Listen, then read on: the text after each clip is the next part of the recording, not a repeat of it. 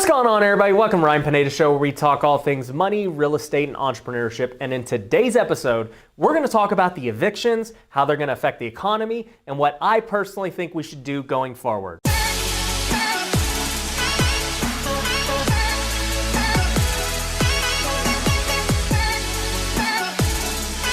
So if you have not heard, there's a lot of debate going on with evictions. Many people are talking about wanting to protect the tenants, and many people are talking about wanting to protect the landlords. Now, as a landlord, I'm going to try and be as objective as possible with this whole situation. I understand that many people have lost their jobs due to no fault of their own, and many of these families have children, many of them are going day to day, and they do not deserve to lose their homes. So that leaves the question, where are we at currently, and what is going to happen? So during the pandemic, most cities banned evictions completely. Nobody could get evicted regardless of if they're paying rent or not. And recently, the CDC just came out and said there are no evictions for the rest of the year. Now, when I saw that, I said, how the heck could the CDC determine evictions? They have nothing to do with housing. But apparently the claim is that it's unhealthy to evict anyone right now. Now, I'm not going to get into the debate of how serious this virus really is. It honestly doesn't really matter. All that matters is that the CDC is not letting anyone get evicted. On top of that, cities are doing their own things. Recently in Las Vegas, where I'm at, the eviction restrictions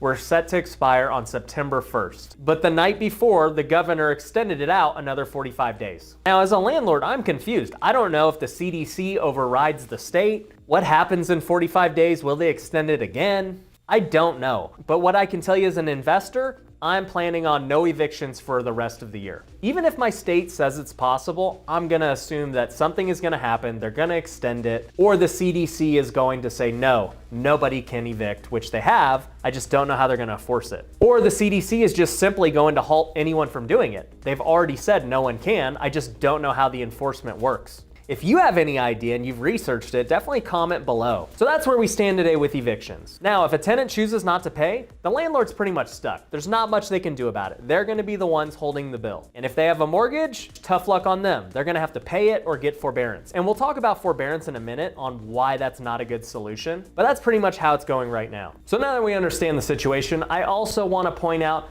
5 different things I want you guys to consider before you make an opinion about this situation. I see a lot of people on both sides of the fence. Many of my friends are landlords and they're not happy about it, obviously. And then I'll post about it on TikTok or Instagram, and a lot of those people are tenants. And obviously they want to support tenants' rights. So me being a landlord, knowing that I'll probably be biased towards the landlord side, I just want to point out the 5 things that I can objectively say are true about this situation. The first truth is that we need to stop with the stereotypes. Not all landlords are wealthy and not all tenants are poor. That is the number one thing I see from both sides of this argument. The tenants think that because a landlord owns a rental property, they must be rich. And that couldn't be further from the truth. I know many landlords that have one rental property, and if they don't get the rent and they're paying a mortgage every single month and they're not making very much money. In fact, the rent might only cover the mortgage. And if they don't get that rent payment, they're gonna be in trouble because they are not wealthy. They just happen to have a rental property. So they're in a really bad spot. And then I also know people who are tenants that choose to rent. They've got all the money in the world, but they do not want to own a home. They would rather have the flexibility to move if they want, or maybe they have a business where they're not showing a lot of income, so they don't qualify to buy their home, but they're sitting on a lot of money. I see that a lot. So that's the first thing. I want to get rid of these stereotypes. Do not buy into these stereotypes that every tenant's poor, every landlord is rich. It's just not true. The second truth is that rents are actually being paid at a really high rate. I've seen different statistics online that rents are being paid at over 90%. And I can tell you from personal experience, we have almost 30 rental units and we're at over 90% rent collection. And all my friends who own hundreds of rental units are seeing the same things. The media conception that this is a huge problem right now is wrong. People are paying their rent. Now, will that continue in the future? That remains to be seen. But as of now, people are paying their rent. The third truth we need to be aware of is that tenants can't get unemployment in some places right now. I know the Nevada system has been messed up from the beginning.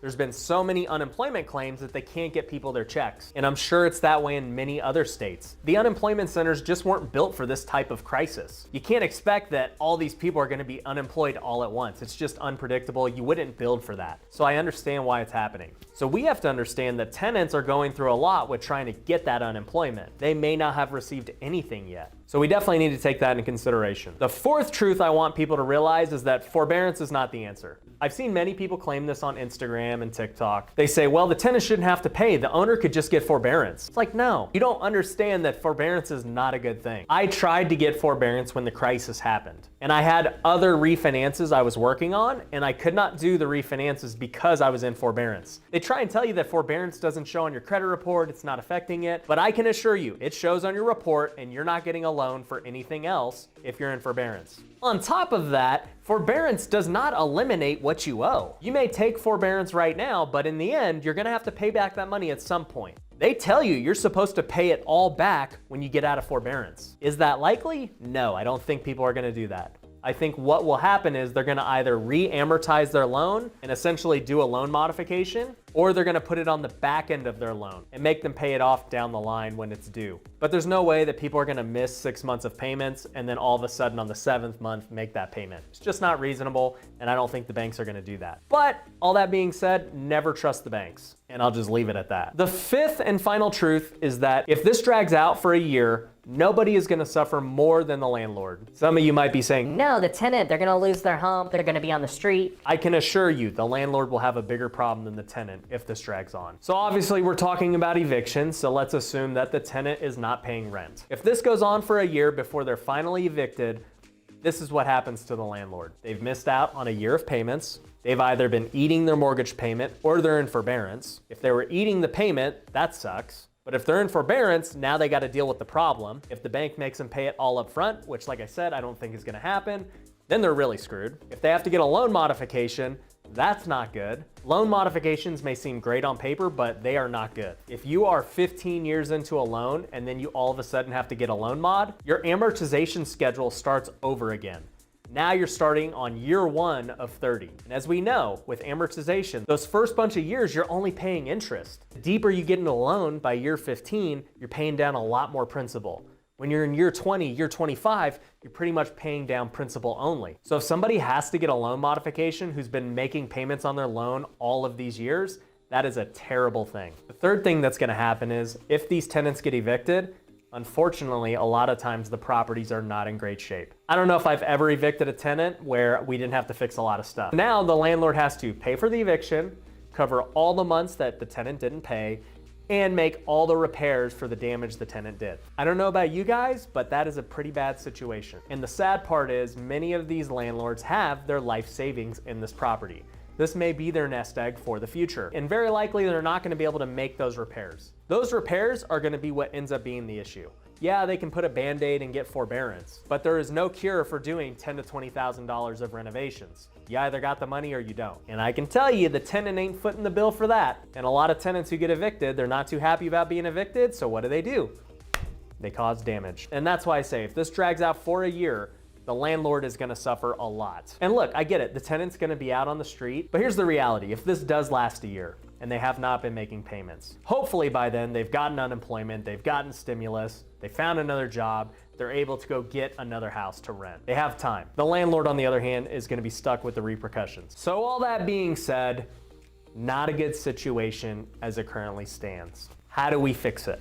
What should be done that helps not only the tenant, but also the landlord? If the tenant cannot make their rent payment, they need to apply for stimulus. I think there's one solution. They come out with a rent stimulus, and I've heard about it in different cities. I haven't looked too hard into the requirements about what it takes. The tenant should, number one, apply for this grant, but the government needs to come out with some type of federal grant that the tenant has to apply for showing hardship, and the government essentially pays the rent. And the rent doesn't go to the tenant. They pay it direct to the landlord. And they do that for a period of time. Maybe it's 6 months, maybe it's 12 months. Whatever the case may be, that is the only solution I see. I don't see why you would pay it directly to the tenant. Just pay it directly to the landlord. Everyone wins. And at the end of the day, some of you might be saying, well, where's the government gonna get that money? They can't afford to do that. Oh, they can definitely afford to do that. See how much stimulus they're pumping in the economy right now? We're already at a point of no return. We're gonna continue to print money. And the government is the whole reason that we're in this mess. They shut down people's businesses,